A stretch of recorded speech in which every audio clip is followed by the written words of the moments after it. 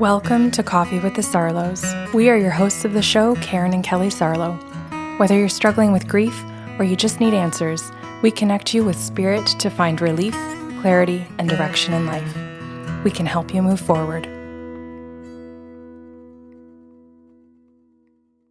Good morning, Kelly. Good morning. So, where is this going to go? I have no idea today. Okay. This is going to be a completely different kind of show for us. Yeah. Unless you consider going right back to the very beginning of the shows, which we've had lots of feedback from clients that they did go back to the beginning and binge all of these stories. Yeah. And I'm referencing the beginning because we spent some time talking about sort of our own upbringings. Yeah. How and when we got into channeling. We've also done kind of interspersed episodes with how we live with these gifts. Mm-hmm. So it's not necessarily stories about channeling for others, more so what has our personal firsthand experience been. Mm-hmm. And that's what we kind of wanted to bring today, I guess. Mm-hmm. We've been having lots of conversations, just for context for listeners, lots of conversations as I've been studying more and more about the Enneagram and personality type and looking in further depth to the Myers-Briggs and also just kind of going through our own shit with family and figuring out how we're both navigating that individually, but also as a team, a mother-daughter team, a business team, and also seeing each other as peers kind of team. And we've been living together again for we're going into 6 months. Yes. And then also too, I'll throw in for the first time in, maybe not for the first time in my life, but for the first time in my adult life, I have had multiple female friends, very, very close female friends, all struggling with their parents, the parent-child dynamic or the parent-adult-child dynamic. Mm-hmm. And what has come kind of as a result of that, as I think a beautiful result, is I'm sharing you for the first time where I feel like I have sisters. Yeah. And I've never shared my most precious relationship with a sister before. I've shared you with my brother, but it's different. Somehow it's just different. Well, yes, and he's biological. He is. And I just mean it's different in the sense of how we relate to you, what we've needed from you. We grew up with you. And I know I have always said that I think you are the greatest gift that I can share with this world. Thank you. Yes, because I know everything that you've given to me, and now I have this pleasure of being able to share you with adult women who need a mom. And it brings me so much pride, but it also has brought up different conversations in our relationship about different dynamics, and it's been a lot of fun. Yeah. As you know, I have struggled with my relationship with my own mother. I think as all of our listeners know. Yes. And if you're brand new today, then that's news to you. And that I have found mothers in other women as well. Mm-hmm. And that how important it is that I found it in friends. And I have said this before, that I have found you do things to mother me as a grown woman, and that I have to be very mindful about what I allow you to mother me in. And where I go, I call it my list on the kitchen fridge, because I used to have that list on the fridge of my go-to people. Mm-hmm. So I had my professional list, my plumber, my electrician, all of that, their names and phone numbers. That still exists, actually. And then I also had a list of other people that I went to when it was just not the right time, not appropriate. It wasn't your role, your responsibility to mother me. Mm. It was my responsibility to find other people who were willing to do that. And I'm going to say in healthy ways, because I'm simply looking for healthy mother roles, not the unhealthy ones. And I want to add to that with kindness, because not everybody who is a friend can be a role mother for you. But they can still be a beautiful friend. Did you just make up the word role mother? Maybe. You blended it 100%. Did I? Role mother? Yeah, but you meant role model as a mother? Yeah. Role mother. This is a great term. It is. You're my role mother. Oh, I like that. Interesting. Yeah. Cool. So you're vetting with kindness. I like that. So, sorry. Yes, because I'm saying that not all girlfriends can fill that role of mothering, and that they simply can stay in the role of friend, and that's totally fine and beautiful for them to be that. Mm-hmm.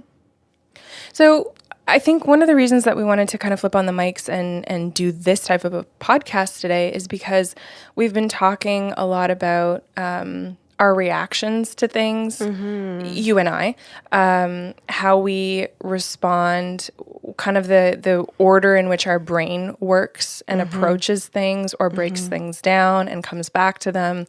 And it fascinates both of us. Of course, we love psychology, we love the brain and all of that.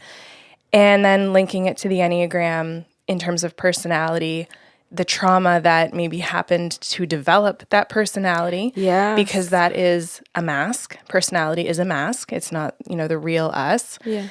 And then how to fucking navigate that when you have two completely different types of approaches or personalities. Yeah. Right? And finding that beautiful, healthy middle ground of, okay, this is how I default. That is how you default. Yeah. And so neither are wrong, but neither are potentially right.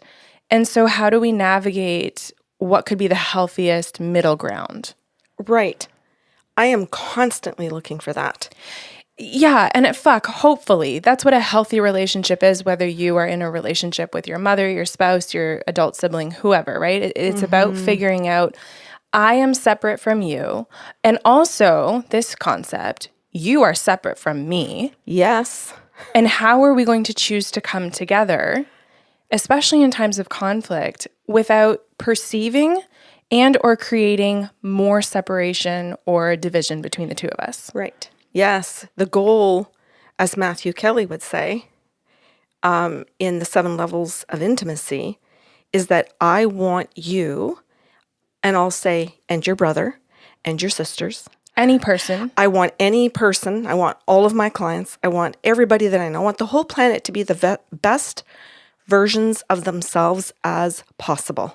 And when we're in a relationship with someone, we want to help them achieve that, not our version of their best selves. And Glennon Doyle says this best. I absolutely love how she approaches it. I went ahead and imagined the truest, most beautiful life for you, and I'm going to help you live into that. And it's like, oh, no. Yeah. You get to tell me what the truest, most beautiful version of you is. And wanting to be in a relationship with you, I am going to ask you, how can I support you in getting there? Yeah. And then hopefully you're going to in turn do the same thing for me. Yes. And as a third party, and I don't mean party as an entity, but as a third party celebration, how are we going to do that for each other? Exactly. Within our relationship itself and the direction our relationship takes. Yeah. So the goal, let's boil it down, is intimacy. Right? Yes, that's and right. our personalities get right in the middle of that opportunity for intimacy. Right. And it's keeping an eye on the different aspects of myself or the different aspects of the other, like with a bird's eye view, to watch it occur and to be able to go, oh, okay, I see what I'm doing here. So self-awareness. Yes. And self-observation, because they're not the same thing. Right. Right? Self-observation is one thing, and it can be completely skewed. Self-awareness, self-observation is an act. Self-awareness is a state. Right. And I'm practicing both. And then also also being able to observe the other. And because of the Enneagram, I have the ability, this is one ability, to view what they're doing or how they're thinking through 9 different lenses.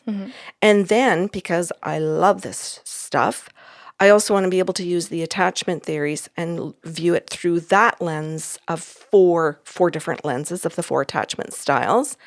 But as you keep getting more and more tools, you have more and more ability because of each tool to be able to observe the other person and understand them, which is a desire to build that connection to them. Right. And it cannot be done without a level of empathy. Right. So going into any of the personality types or personality styles, however you want to refer to this, it is a practice of empathy for yourself and for others to say, I got here somehow. You got to you somehow. Not necessarily in any kind of, like I said, right or wrong capacity. It just, here we are. And what are we going to do about that? And because I am a 4 on the Enneagram and a recovering people pleaser, I was trained to feel that empathy for others first, and often to negate having any for myself at all, and instead to go into feeling shame that I didn't show up as the best version of myself. And what it's allowing me to do is to be able to have that compassion, not just for the other, not empathy just for the other, but to take a pause and to also give it to myself now. Which is what boundaries are, period. So whether you identify as a 4, and we'll get into that in a minute, or not, boundaries is, I just heard this said really wonderfully. Boundaries doesn't just say me first. It actually, pardon me, it doesn't say me first. It says me too. Right? So I'm going to also consider myself. Now, can we talk briefly about the 9 different personality types, just so people can kind of have a rough idea of what we're dealing with here? Yep. Okay, so the idea is that there are 9 basic personality types, and within each of them, we have this unconscious motivation. So the reason why we do what we do kind of can get divided into 9 different categories, if that makes sense, right? So our behaviors can look basically identical, potentially, but the motivation as to why we did them are coming from different places, or is coming from a different place. So with type 9, what you're going to get is this motivation to achieve peace and harmony, or maintain peace and harmony at all costs. And that's a really huge part of, if we're looking at keywords here, it's such a huge part of the maintaining peace and harmony at all costs. So you can imagine the level of people pleasing that might be involved within a type 9 if we're not self-aware or healthy. Then we look at an Enneagram 1, which is myself, where the motivation is to improve ourselves, others, and the world around us, okay? And you know what? You might look at that and be like, well, both of those are pretty nice. They're all coming from this desire to be safe in this world, right? But we think we're going to achieve it in different ways. Right. So my intent is to constantly improve things, okay? Versus my neighboring 9 is, let's maintain peace and harmony. So let's not create any ruffles or ruffle any feathers, and everyone will be happy. And that could put 9 in conflict with 1. Absolutely. And we'll go through it relatively quickly just so that people can kind of get the gist of it. But 1s are going to be much more focused on what is right and what is wrong, because it's about improving. So there has to be a right way and a wrong way, the way that we think. It's black and white. Does that make sense? Whereas 9s might be far more comfortable with the gray.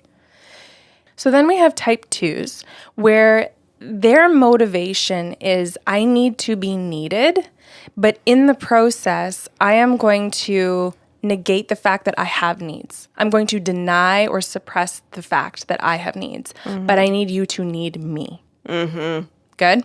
Oh, yeah.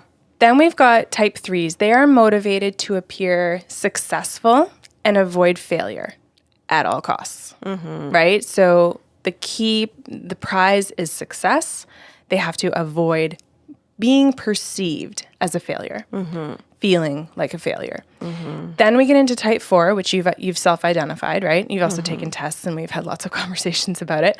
But the 4 is this desire or motivation to appear unique and special, while masking the inner feeling, really, the idea that actually something within me is very deficient, and I need for people to not realize that. I know it, I feel it, but I need people to not be able to see that within me. So I will appear unique and special in order to hide that fact. Then we have type 5s. They are very motivated to be self-sufficient, competent, right? So there's this desire to be and appear that way. So there's this feeling of, I need to be in the know, and they really don't want to appear uneducated or uninformed. Does that make sense? Oh, yeah. And I'm kind of doing a much more basic version of it just because this is kind of like a hard intro, or a fast intro, I should say.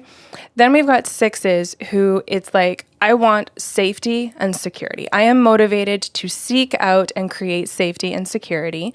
And then, of course, what happens in the process is they're like constantly scanning and searching for worst case scenarios in order to be best prepared to facilitate that safety and security, right?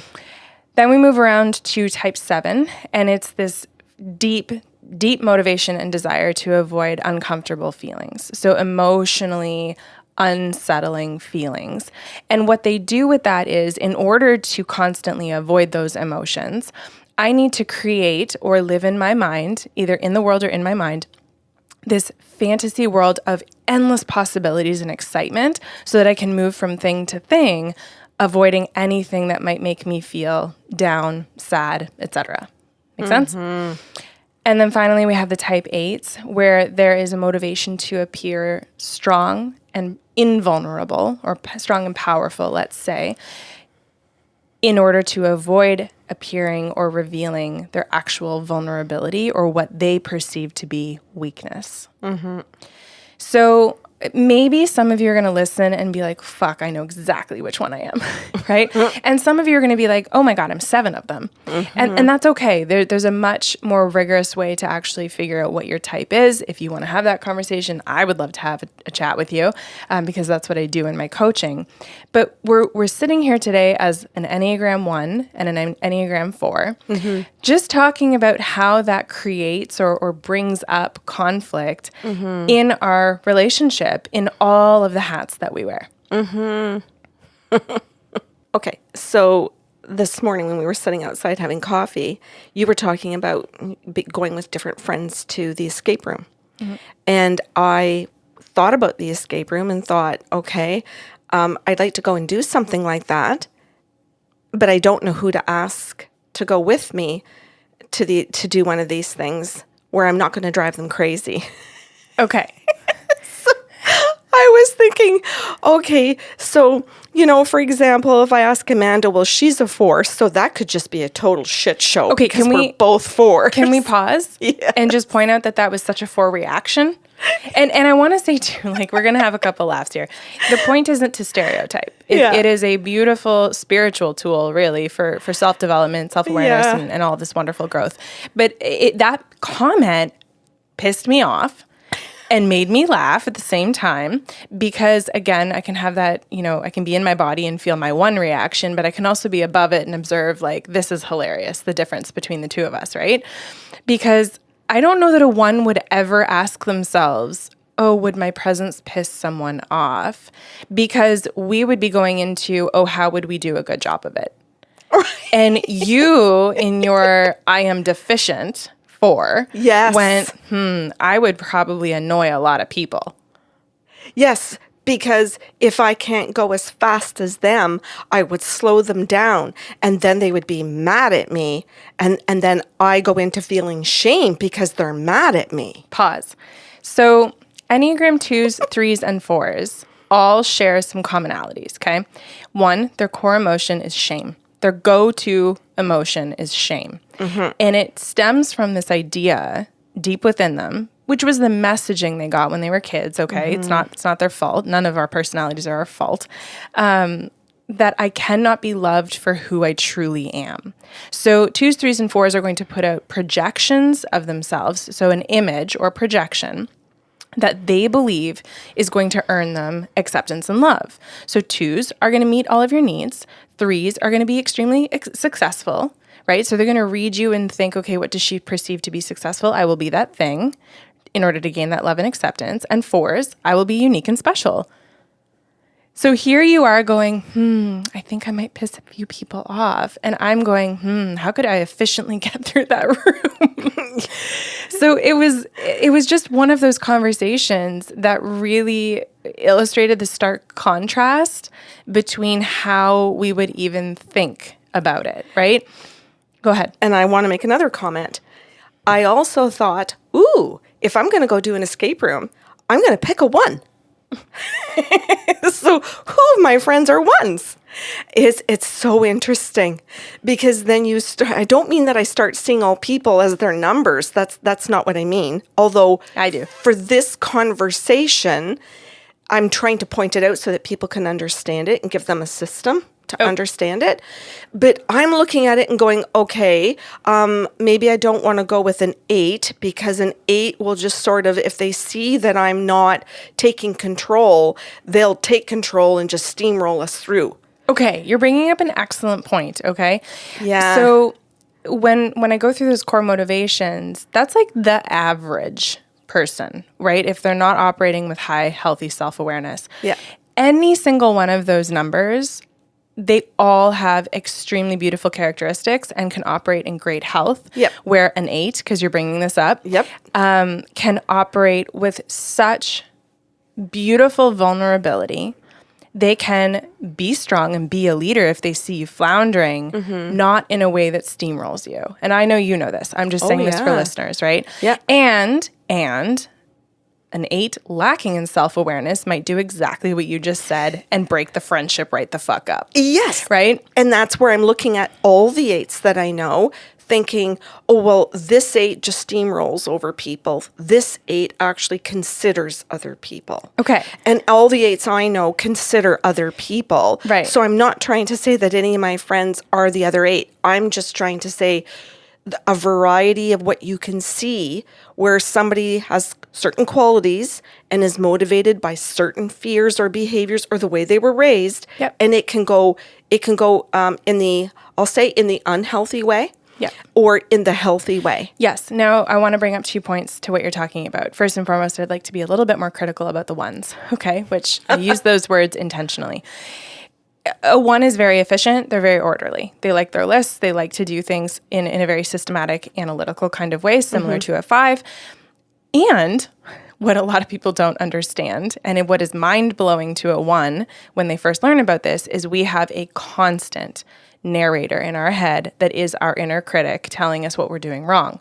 And so if you get into an escape room with an unhealthy 1, you don't hear their voice. Right. But they are constantly potentially berating themselves, and you may see them disintegrate in this inability to be efficient or even effective or present, right? If they have not got a grip on that inner critic that uses it to go, okay, yep, I sucked at that piece. Do I need to move on, or do I need to hand this off to someone, or what could I learn from this? And use it as a friendly guide. If a 1 has not befriended their inner critic and learned how to actually communicate with it, then we can be absolutely useless and mean.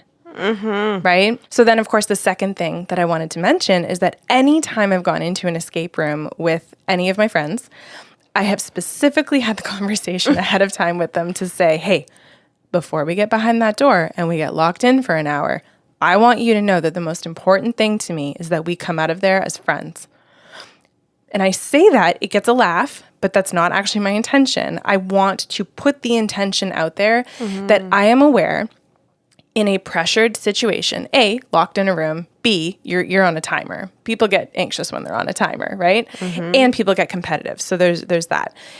You just don't know what side of someone is going to come out in those situations. If you have never been through a pressured situation like that, and all pressured situations are a little like slightly different, right?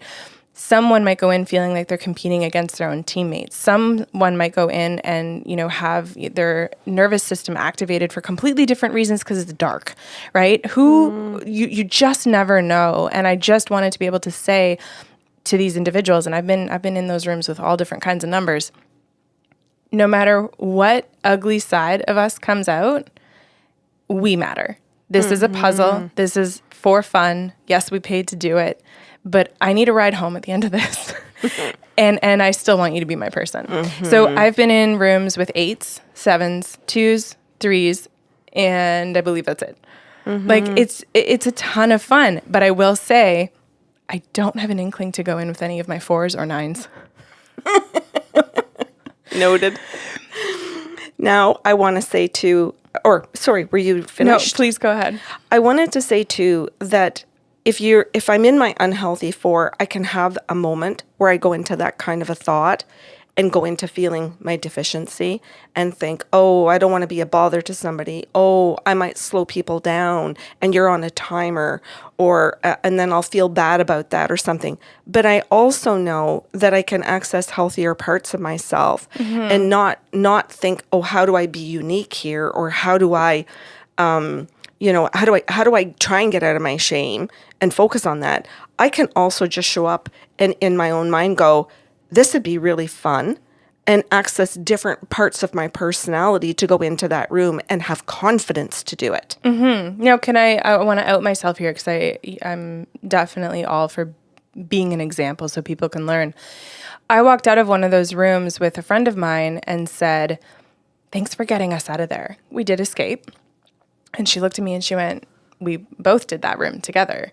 And I went, yeah, but like, I think I only solved 2 of the clues and you got all of them. And she went, were you tallying? And I went, well, no. And she went, but you know that you only completed 2 clues, so you were tallying. Yeah. And I was like, well, fuck, I was tallying me though. I have no idea how many other clues she actually got, but I know I only did fully 2. And there's my one, right? And I walked out with maybe similar behavior looking to what you might have done. But in my mind, the verbal, dialogue that's happening is you're not very good. And a 4 wouldn't say you're not very good. It would be more of what's wrong with me? How come I can't? How come they can? And so we end up fixating on different things, right? I think earlier today I said something to you about I can recognize in me where I can be jealous of you because you look more sure than me, than I feel when I'm in the unhealthy aspect of my 4. Okay, so this is really neat because I want to step outside of the Enneagram here, okay? And we can boil that down to healthy or unhealthy, and maybe that's not even the right term, so let's talk this out. One of the additional qualities or characteristics that's been recently added to the Myers-Briggs test, which is another personality typing system, is our decisiveness versus our more turbulent mindset or behavior. Yeah. So what it does is differentiate between those who will make a decision, be confident about it, and stick with it, versus individuals who still make decisions, don't get me wrong, but they will spend a lot of time ruminating afterwards on, did I make the right one? Did I go about it the right way? Am I sure about it? The consequences? And there's rumination that happens, right? So we're calling that turbulent. And some people will say, well, it's the turbulence that makes me excellent because, I really am rigorous about it. And we're not saying one is good or bad. We're saying, again, they're just different behaviors. But as we both know, I classified as D for decisive and you classified as T for turbulent. And so it makes total sense to me, not just necessarily as a 4, but as a turbulent type that you would go into that space. And there are times, moments, situations where being turbulent is a pain in my ass because I just see it as rumination. And at other times where it is amazing because it does give me that ability to look at something, to reflect on it, to decide how I'm going to do it better the next time. It has freaking saved my ass in this life. And I am so grateful for that process that the turbulent style can give me. But I do know that I try to access decisive at times when I lean more towards turbulent.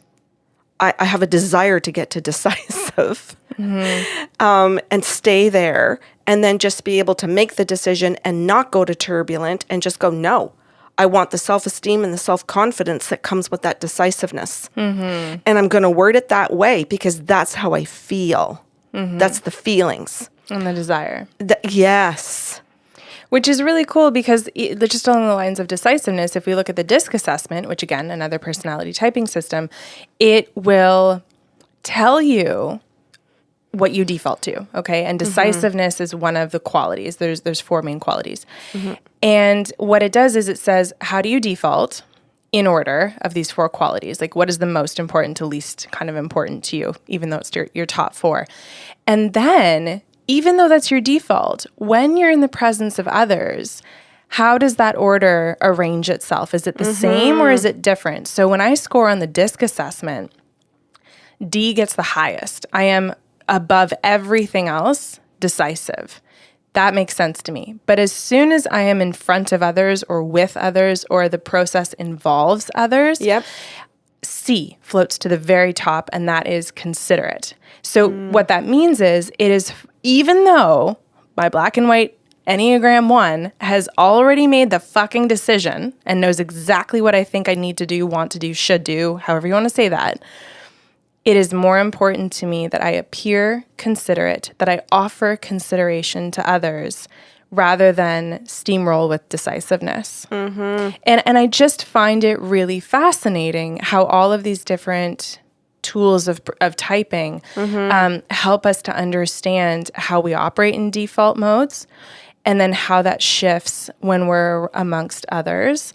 And then, of course, with the Enneagram, when I'm in the presence of another number, how that can trigger me or support me. Those are all the things that I'm learning and trying to notice and to be aware of for myself, about myself, but also to keep understanding how other people are seeing the same situations that I'm in with them, or how their perception of the relationship with me is, because it's not the same as my understanding of the friendship or the relationship between the two of them. So I might pick your brother, for instance, and think, this is how I see the relationship that I have with Andrew. So if a friend says to me, oh, how are things going with Andrew? I might give my opinion of it, but now it's like, but I will say to them, but that's only my opinion, because I'm sure Andrew has his. Well, yeah, and I mean, you're just talking about human existence at this point. So it's interesting to note, too, that a 4 is far more likely to approach that question, or any question for that matter, from a place of your feels. You're going to go to, how do I feel? More likely, if you're super not healthy, how do I feel in this moment? Right? Instead of, how do I feel overall? What's been the consistent vibe about it, etc., versus, I'm going to go to rubrics, protocols, right? And ethics and standards and policies and procedures of how I think a relationship would be. And I will systematically let you know where we stand based on that. Right. You're going inward into your heart, which is your center of intelligence. Yep. And I go into my gut. Right. And then the other triad goes into the head. Yes. Okay, so all that to say, I want to come into a different kind of area now, because we're talking about, this relationship and how it's affected. I want to talk about a couple different hats that we wear within business. So one being, we're 2 individual channelers. We have separate businesses from each other, but we do the same job. And we were just chatting about how, we have a completely different vibe or approach, I'll say. There's a lot of similarities, don't get me wrong, because we've also done work together, and people say what a unique dynamic that is for the 2 of us to be so in sync. But what's happening for both of us, there's some really interesting differences, right? And the other day, I was sending a video of you to a good friend, and you were channeling in the video. For me. So I needed to take this information and give it to her. And I said to her, so not even interested in the content of what you were channeling, don't take that personally, but I was watching you on the camera and I thought, is that what I look like when I channel? And by the way, I don't know what I look like when I channel. Out of it. Oh, and I look out of it. You are gone. You are vacant, which is great because that's what a channel is. It's a hollow bone, right? Yeah. So, and I said to her, you have had channeling from both of us. We have channeled for you on separate occasions. And do I look like that? And she was like, interesting. You look like that, but you come into your body and you're present, and I can see Kelly when you are delivering the message. You, Karen, are out 100% of the time. I agree and about that. I don't know about feedback. I don't know about your channeling. like just sitting and watching it. But I absolutely can concur with that. Well, so in my consent process, I will specifically say to them, hey, just so you know, I look to the left of the screen. This is where a lot of your information comes from. So when it looks like I'm zoning out, this is where I am. Yeah. It's not personal. It's not something in my room. And then I'll do my best to orient to the camera when I'm giving you your messages. Right. I didn't even put two and two together until I just said that, right? Where it's like, I know I go out, but I will come back in, and I see and feel how the guides let me slip in and out throughout the session, which I think is really interesting. Yes. And why I'm bringing this up is because when I come back in, the information that I got when I went out gets synthesized in such an order for me that makes deliverable sense to the human receiving it. Mm-hmm. Can you say the same about you, or does it come out in a jumbled mess and then you have to make sense of it afterwards? You're asking me. She's staring into the camera, asking all of you. I'm asking all my clients to reply. I don't know. Okay. I'm going to say I don't know, because there are some sessions, depending on what I'm doing, where I really feel like I'm not back in my body until the session is over, and it might even be half an hour later. Mm-hmm. And that occurs especially when we were doing search and rescue for missing people. Mm-hmm. Holy moly. Like that really took me time, because you're remote viewing. Because you it's like sometimes when you're remote viewing, I'm literally burying myself in the earth if the person's in the earth, and I'm literally feeling the coldness of the earth. I'm literally, whatever it is, like whatever situation, if they're in the water, I feel. And you get forwards and backwards information about time too. Yes. And I've seen you and heard you do this whether I've been sitting next to you or watching like a replay of what you've done, where even when it's channeled for medium, you're accessing, a person who's passed away, information of when they were 30, information when they were 80 and dying, but then information as to what happened when they were 4 years old. So it does bounce around a lot.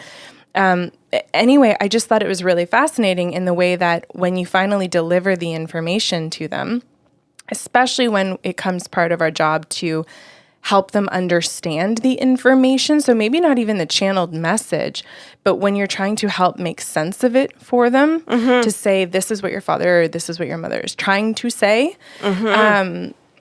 If it's more feeling-based and non-linear versus the linear experience that I end up having. Kelly, this is fascinating, and I wish we had the spirit world right here in the conversation, where they could literally point it out for everybody and say, she, Karen, we give it to her this way, because this is her personality, or this is her body, or this is how she processes, this is her brain, this is her memory, this is how she processes feelings, this is her ego. This is where her ego blocks her. So we have to maneuver around her ego, or I think they confront my ego, because I will say to clients, oh, fuck, that was my ego. So I'm sorry. Give me a minute. The guys are laughing at me. And I say that right in the middle of a session. Oh, same. We point out to people, oh shit, I made a mistake. Oh, and I have said, because I don't want anyone thinking, oh, I'd rather be a 1 than a 4. This is not the point, right? I have said to people, oh, fuck, I'm sorry. I wanted that in order, and they're telling me to just talk, right? And it's like, I wanted it a certain way for my own brain to make sure I was being accurate. So it's coming from a good intention of, I want to be accurate for the client, and I want to accurately represent and relay purely from the spirit world. But I put my own spin on that, and that wasn't my business. They don't want to deliver it linear. They want to give it this way. And while that ruffles me, that's not the issue. I agree. And I've had the very same experience as you, where I would say to somebody, they'll say, go open. And I remember at first thinking, shit, that means it's not going to be organized. Damn. Now I can't just go right in and say, can I have the medical intuitive guide, please? They want medical intuitive for their horse. Could I please have, and be organized, could I please have the horse's guides and the medical veterinarian that's going to give me the information for the horse? I've got Bob a horse here and I need to do a medical reading. And then the client switches it up when it's organized and says, okay, now I have another horse. Or now I have a dog I want a medical. And I can go, okay, I still need medical intuitive guides. Now I need the vet, but we're switching to a dog. Oh my God. Okay, and as you're talking, my brain is going, I have never asked a question like that in my fucking career. I have literally looked into the abyss and been like, whose job is this?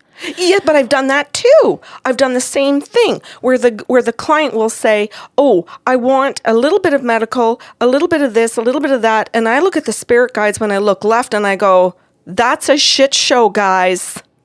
You better organize it because I don't know how to. What do you want to do first? And I just look at them and go, I don't know. Yeah, okay. And if the client looks at me and says, well, you go ahead and you pick, Karen. I'm like, oh, no, I'm not. Yeah, no, I'll I'm let not. them pick.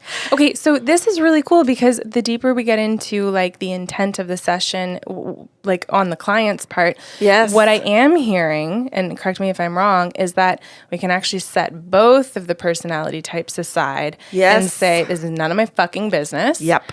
I'm here as a hollow bone. Do as you wish. Yep. And when the hour is up, I guess I'll go back to my oneness. And I'll go back to my fourness. Yeah. And when I'm healthy, leaning to my oneness. Mm-hmm. And the personality styles have really helped me with that. Understand how much I am not present in those sessions. How much my fourness is not. Yeah, that's my point. And then also, I mean, super helpful when you're channeling for someone and you hear the guides say, okay, you're going to need to take this blunt message we just gave you and you're going to reframe it because they're a 2 and they will not be able to fucking listen to anything after you say this. Yeah. And it's like, okay, got it.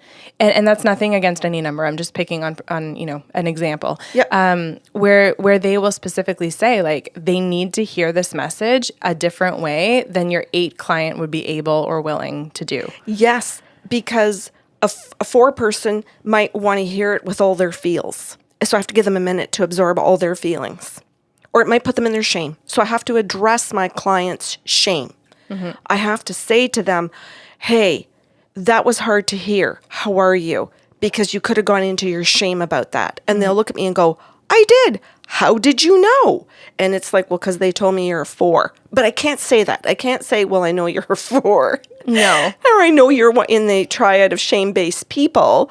But the guides have to download that. So what I'm also want to point out for people listening to this is how fucking busy it is in every single second because there's so much information about the client, so much information about us as people, that's the channelers, and so much going on in the spirit world that we have to be able to, I call it download. Yeah. I'm sure you call it download too, to take it all in so that I can process it through my fourness and give it to them no matter what number they are.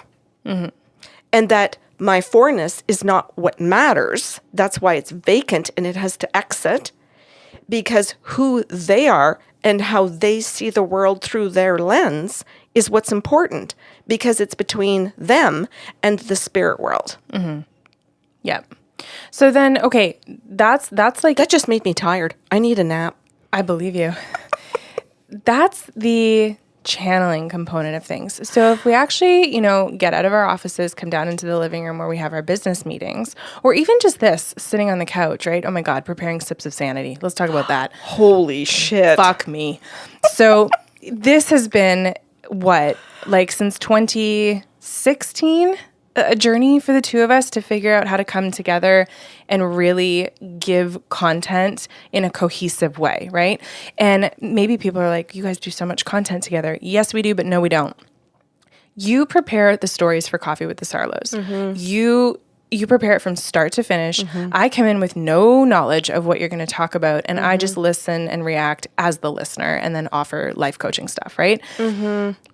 That's not you and I getting on the same page. Mm-hmm. That's you and I literally in a conversation having coffee together. Mm-hmm. when we do active meditation, you go off to do an active meditation with the guides. They tell you what to write down. You structure it. You ask the questions. You prepare all of that. That is 100% you. And my coworkers at that point and my boss is entirely the spirit world. Okay. And so here's what I want to say about that one in particular before we jump to Sips of Sanity, is that at one point we were doing that together. Mm-hmm. You did the active meditation physically. You put it into print, sent it to me to type up and edit and piece it together in terms of audio. And I would probably annihilate your 4 every fucking month. You did. And it was horrific for both of us. Yep. And like, please chime in at any point, because I don't want to speak on your account, especially misspeak. The way that they structured, this is so fucking arrogant, I can feel it as it's coming out. The way that the spirit guides, this is my temper tantrum, structured the active meditation was, it was so nonlinear because it's meditation, and I get that. It was so all over the place. My concern of orderliness and rightness and improving things was to give the client the best experience possible. And that to me meant them understanding and being able to follow what the fuck was happening. Mm-hmm. And so I would say to you, like, you've asked them to do too many things, and then you didn't explain how to do this third thing that you asked them to do. And so I was getting completely upset about things not making sense in a logical order in which the average human being who's just getting into active meditation could potentially follow. And it just, like, it's awful. And maybe people have been through this probably in the workforce and in your own families. It sucks so much to hurt the person that you love most in the world by saying, hey, I don't like your work. And I mean, again, the arrogance of critiquing the fucking spirit world is one thing, but then to look at the most important person in my life and be like, hey, this sucks, hurts both of us. And there was no way that I could convey what I wanted or needed in a way that also made sense to the way you physically experience active meditation. And there was seemingly no way that you could put those things into, we couldn't meet each other halfway. And halfway for a one is the wrong way, by the way, right? Like, compromise is a very difficult thing because as far as we're concerned, it's still not done right. And we don't want to put our names on that, which is why you don't want to be in a group project with a one unless you're going to do fuck all and hand everything to them. And they're going to say, thank you very much. So, which I just explained my entire elementary and high school career. You did. Like, I had to back out. I had to back out so we could maintain an active meditation tier in Patreon and say, okay, people are still sticking around, doing it the way Karen does it and the way the spirit world wants it. And your oneness might actually be the wrong thing for this activity. And that's okay. Maybe the right thing is for you to not be here. You, Kelly. And so I have nothing to do with that tier aside from I edit your audio and I post it on your behalf, on the spirit world's behalf. That was a big struggle. And again, similar to the escape room conversation, it was the most important thing at the end of the day is not that we have or don't have a Patreon tier. It is, I will not sacrifice the quality of this relationship just to be right.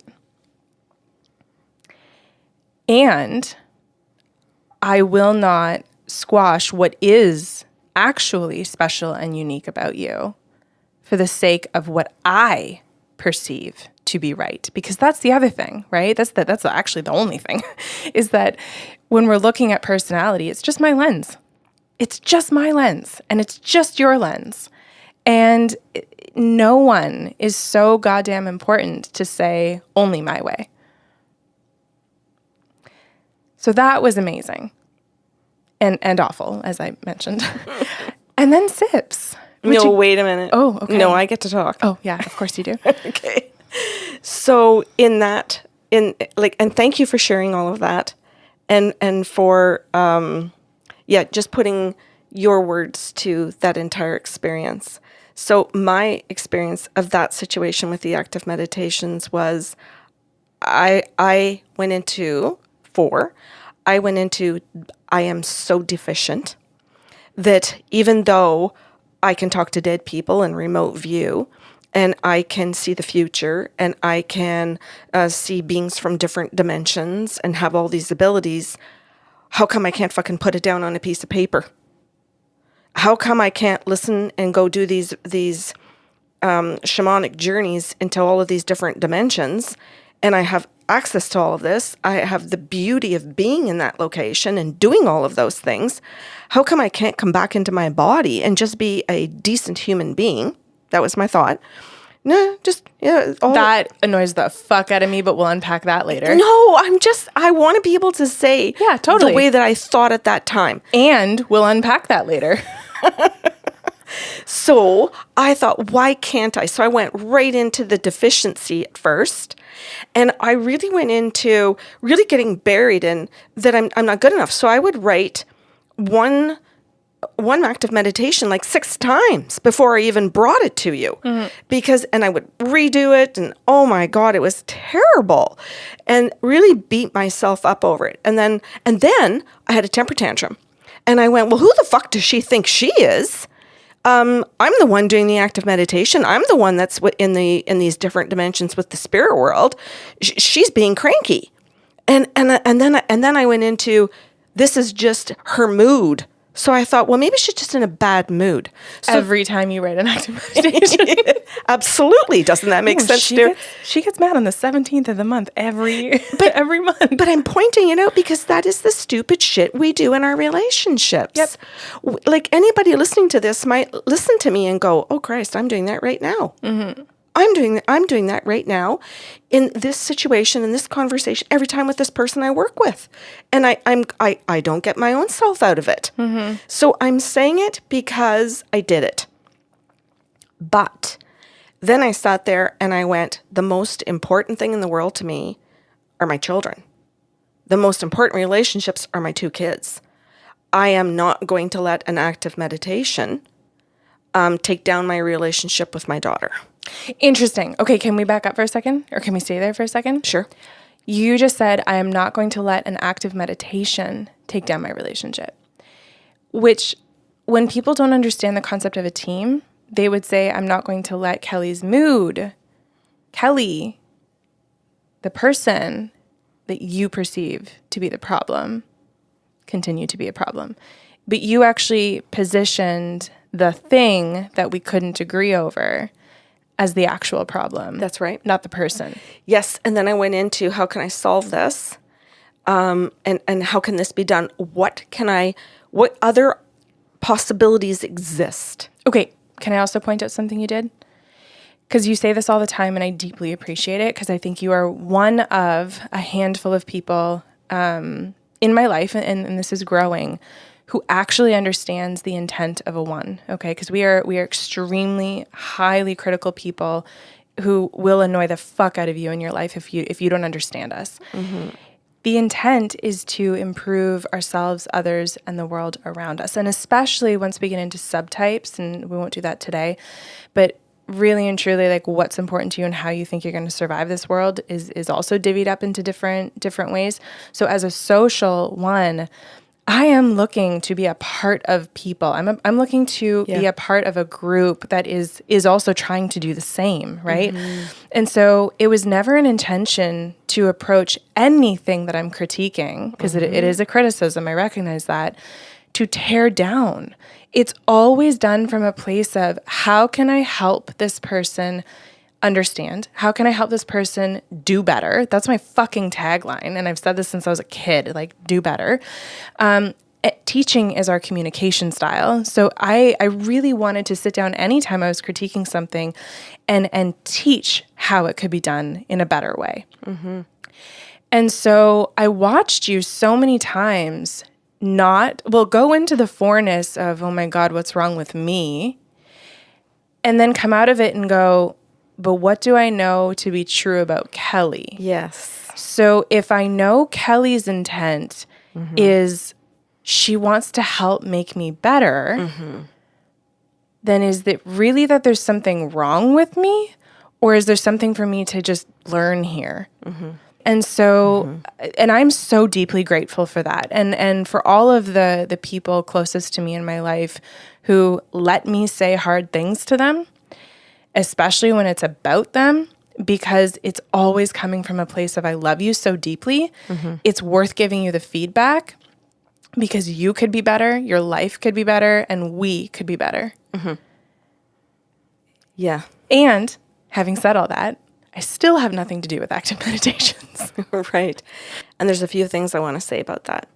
So I fortunately went into that space of understanding and always going back to what I know about you to be true. Not fortunately. I mean, fortunately for me, but you've built it as a practice. Yes. That didn't just fortunately happen. Oh, okay. Yes. You have done so much work on yourself to be able to be inquisitive instead of accepting the internal dialogue of I am deficient. You've challenged it, you've questioned it, you've decided that you want to get playful in learning instead of thinking you have to fill a hole that was in you or something. It's not just fortunately. Thank you. So I looked at that and I remember going back to my desk, oh my God, so many times, and sitting there and going, okay, she's asking me to break things down. I would try and write the active meditations, oh my God, sometimes for 1 month, like 8 times. And I would sit there and I would read it and go, this makes no sense. No wonder she said this. And then I would look at it and go, oh my God, I've rewritten it for the 5th time. It still makes no sense. And then I went to the spirit guides one day. I lay down and I said, how come going from being with you guys in the journey to writing it down makes no sense? I said, I need help because I have no idea how to do this. And I was ready to just say, we're not doing it anymore. And I said to the spirit guides, do you just want me to stop? Like, is this you guys just saying to me and I'm not catching on? That right. And the spirit guide said to me, hold up. How long did it take you to do a journey about 15 years ago? And I went, like an hour at least. And how long did you have to nap after the journey to process it? Oh, I remember those days. A good 2 to 3 hours. I would have naps. And they said, so how long do your journeys last now? And I went, sometimes I can journey like for 5 minutes and get it. And they went, And how long does it take you to process a journey afterwards before you can get up and move and function in a day? Oh, right away. And they went, So we want you to notice that when you were taking much longer to journey and to process, that at that period of time, you could break it down because you were really present in it. And processing it afterwards when you reflected back on it, it was really in slow motion. So it's like we were running a movie for you on slow motion. And so you could explain every single thing. And now you're doing them so quickly, and then you're bouncing off the table right afterwards to go and write it, and you've sped it up so much that when you actually go to write it out for other people, you don't know what happened in there. You don't know exactly how we got you to do that and exactly how to explain all of that. My one is like gloating right now. I'm going to be very honest. Gloating is the word. Go ahead. So all I heard you say was, you're right. I suck at teaching. Yes. And there's no sweeter words to a 1 than you're right. Yes. So I had to sit with the spirit guides and say, you have to help me because I have to somehow break something down and make it teachable when I'm going at say a 10 out of 10 speed and I'm trying to teach it to a person who's just starting before 1. That was my point. I know. I'm agreeing in all of this. And I had to be able to say, okay, so before they actually merge with the butterfly, how do I get them to the grass where there is a butterfly? right? So it was so difficult for me. And I'm sure anybody listening to this that is a teacher or a professor is sitting there going, I so understand, because my students tell me, how to break it down. Or maybe you've broken it down once and now you're a teacher or a professor that just literally has your curriculum done and you've been using the same curriculum and the same way of teaching for 30 years. And when new students come in and say, but I don't understand it the way you teach it, you say too freaking bad. This is how I teach it. Suck it up. Go get a tutor that'll teach you a different way. I'm not tutoring you. As opposed to, there are so many different students that are listening to our active meditations. Some of them are coming in the middle of a year and they're doing this one for the very first time. But I've also taught 30 prior. And I have to keep in mind that this might be the very first one. So I have to make sure that they can still get something out of that meditation. And the only way you do that is by giving them a detailed process. And I know you're still gloating about this, but that was so hard for me.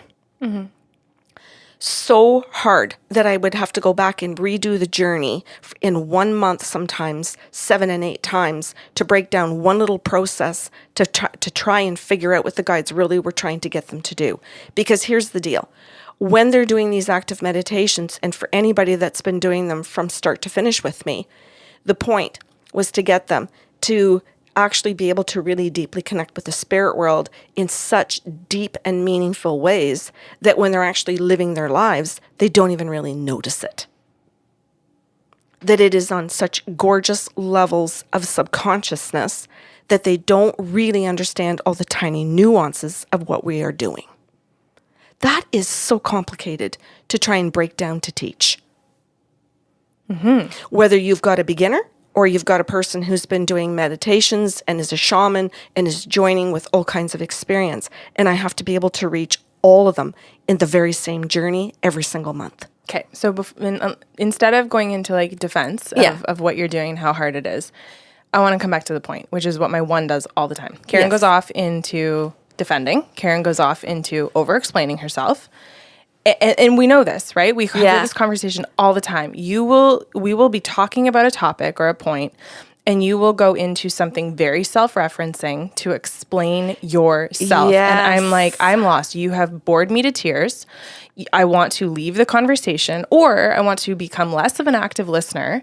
I want to interrupt you and say, could we come back to the fucking point? Right. But I have to figure out how to say that appropriately and kindly, because ones are very much about ethics and integrity and presenting appropriately. So I will gently say to you, okay, so can we come back to what we were originally talking about? Yes. Which is how we are navigating that conflict. Yes. Because what you're hearing is Karen's inner conflict and Kelly's inner conflict. Right. And please, I hope to God you guys are drawing your own parallel, right? Right. And I will say this, and I would like to get your kind of input on this. I don't actually feel like we have come to a resolve. The fact that we still put that out under the name the Sarlos, like, gives me anxiety and anger and resentment every single month, because I am a one, and in my head, it is still wrong.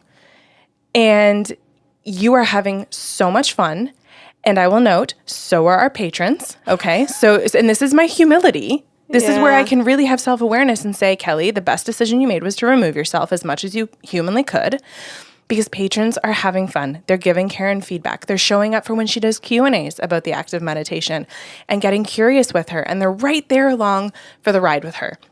So something outside of your rubric is right. And that is what I have to continue to come back to every month and tell myself each time I edit it and post it and think, I wish my name wasn't on this. Okay, and I can understand. I thank you for sharing that.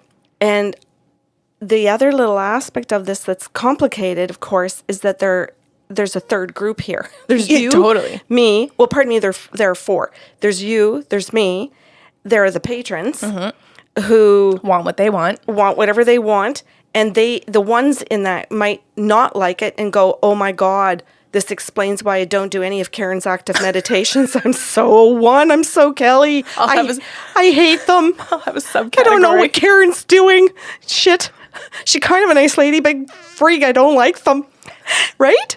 So you could have the ones that think that and now are identifying going, oh my God, this is so mean. Explains me. Thanks, Kelly. You're welcome. And then there might be the 4s, if that's what this is about. The 4s out there or the whatever.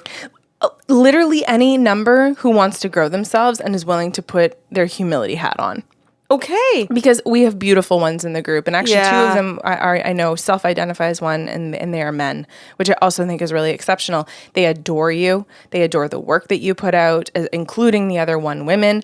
Like anyone who's willing to put their own shit aside to exercise the creativity, the imagination, the spirituality, the rest of what you're offering them. And I mean rest as in an active choosing to rest. Yes. Like it's beautiful. And I know what you're giving to people is exceptional. And I'm 100% or 1,000% on board with your intention. Yes. Right? But again, this conversation is about navigating that conflict and knowing what's my shit, what's your shit, and what is the best solution that we can come up with where we can both keep our integrity and still both allow each other and build each other up actively to be the best version of ourselves. Yes. And then I thank you very much for that. The 4th people being the spirit world. The spirit guides that are the ones that actually say we're going to journey to a buffalo. And I'm like, really? For what? And I can't imagine it yet. But I get excited and go, okay, we're going to go to the buffalo. What's it going to teach us? And there's this part of me that is just like, okay, if the spirit guides say so, let's do it. And I am so on board for whatever the hell they're going to tell me. Okay, and I want to say too that what 4s seek the most in their life, what is most important to them is authenticity. Yeah. And this is where I can sit back in all of my I am rightness, dump it, and be like, there is my favorite person in the entire universe being her most authentic self. And it fucking delights me to no end when I can get out of my own shit. It delights me to no end to watch you be actually you. Because I know the most important thing in this world, I know the most important thing in your soul's journey is the authenticity and the authentic connection to that source. Yes. And so Thank whatever you. human shit I have and whatever human shit I bring to this human relationship will never be more important. Never. Not as your daughter, not as a peer, not as a business person. Never more important than the soul journey you're taking. Thank you, Kelly. So then I go to the spirit world with all this enthusiasm and love because of my relationship with them, which is the most important thing. And I look at the spirit world and go, okay, I know Kelly has to edit this and she might be cringing as she does it. I know that. I know that every single month. And I'm so grateful. That's why I thank you every single month for editing and posting the journey and everything that goes with it. Because I know it's cringeworthy for you. I know how hard it is for you as the one to put that on the site by Sarlo or, Patreon's. No, we the rebranded. Sarlos. It's the Sarlos. The Sarlos. So I know how hard it is for you to do that. But then I turn around to the spirit guides and go, well, it's your site. It's what you guys want. This part of the website is yours. It's your creation. So the way I see the active meditations is that I'm their conduit to putting it out there. Just like I see Coffee with the Sarlos most of the time when we're not doing this type of a show, when I'm the conduit to putting out what the spirit guides have said to the client, to the people, and making sure that I do that to the best of my ability to be authentic, to make sure that the spirit world feels that I've said the story properly, because that's what they said, and that the client, the human, comes in and says, that's what I want in that podcast show, which sometimes is in conflict with what the spirit guides think they've said to that person. And I'm like, shit. Because the client will say to me, well, I read your notes. That's not how I remember it. And I'm thinking, I don't fucking care. No. Because the integrity part of me is like, yeah, because you're a 3. Because you wanted it to look this certain way. Mm-hmm. Because 3s want to look powerful and they want to look good. That's your little shitty 3. And I can get angry at that because I look back at this, I look to the spirit guides and go, they fucked up your session. They fucked up the messages, or they're not representing this the way that you had it with the integrity that you wanted it to come out for that person and for the public to hear. But I have to sit there and somehow find the balance because of the integrity I want and be able to say what the client wants and what the spirit guides want. So I always feel that what I do is in combination or is in triangles all the time. And I am aware how much my 4 is not in that desire to be special. That's not my big thing anymore. My big thing is that integrity component. I purposefully work, and now it's becoming more and more natural, that is the most important thing to me. Cool. So 4s seek authenticity, okay? Which we chatted a little bit about. Mm-hmm. And just going back to the motivation, to appear special and unique is only to mask the deficiency that you perceive in yourself, right? So it's not actually a desire for uniqueness and specialness. It's to mask the deficiency. It's the overcompensation. Right. So as you head into seeking authenticity, that false self is going to say, well, it's through that specialness and uniqueness that I am being authentic. When a 4 actually does their work and actually heads into their growth and the highest self, they actually navigate up the Enneagram into the 1, which is a totally new concept we're throwing at you at the end of this podcast. But we end up gravitating to different numbers and taking on characteristics and qualities of them when we do our growth or when we don't and we head into disintegration. The 4s just so happen to head to the 1. Which is really cool about our relationship, because we can really appreciate one another. And opposite being, when a 1 really loses their fucking shit and disintegrates, I head over into the 4's qualities. And I'm like, hey, I know you. I know what she needs.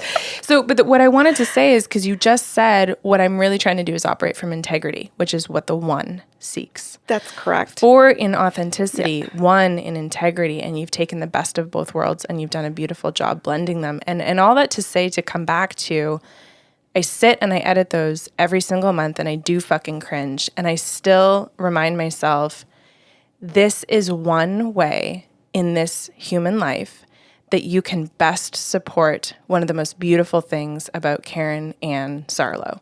And I want to continue to do that thing. And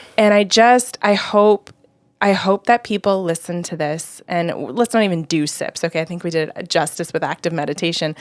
I hope that people are thinking about, what shit do I get hung up on? Where do I see this other person who matters in my life get hung up on what I perceive to be their shit? How do I understand that how I'm perceiving them is through their own lens? And what kind of middle can we get to? And I realized that today's podcast probably brought up way more questions than it did answers. And that thrills me, because as a teacher, I just think learning is the most fun when you're asking questions. Yeah. And when the answer actually stimulates more questions, right? So I'll say that the answer is self-awareness. If you were sitting here being like, what the fuck is this show supposed to be about? Self-awareness. Well, we just wanted to talk about ourselves. We're just tired of talking about everybody else.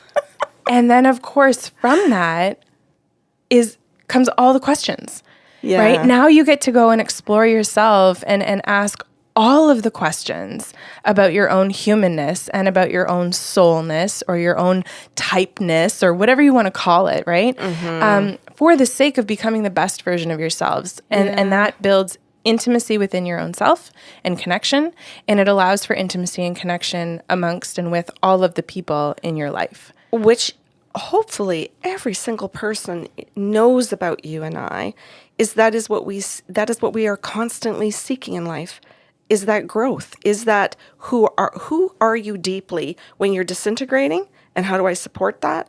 Who are you when you're being the best version of yourself, and how do I support that growth in you?